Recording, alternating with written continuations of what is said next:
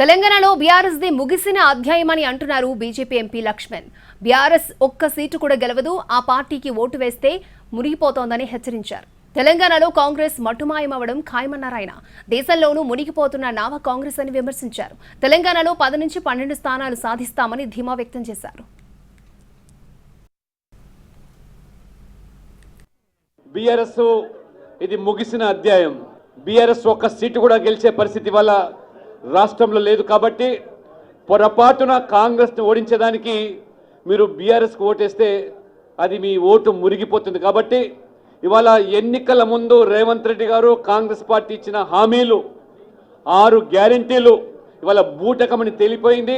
తెలంగాణలోనే అమలు చేయనటువంటి గ్యారెంటీలు మళ్ళీ జాతీయ స్థాయిలో ఇవాళ పంచ న్యాయ పేరు మీద ఇవాళ తెలంగాణ ప్రజలకు దేశ ప్రజలకు పంగనామాలు పెట్టడానికి రాహుల్ గాంధీ గారి ద్వారా ఏదైతే ప్రకటించారో తెలంగాణలో కూడా కాంగ్రెస్ భవిష్యత్తులో మటుమావడం ఖాయము.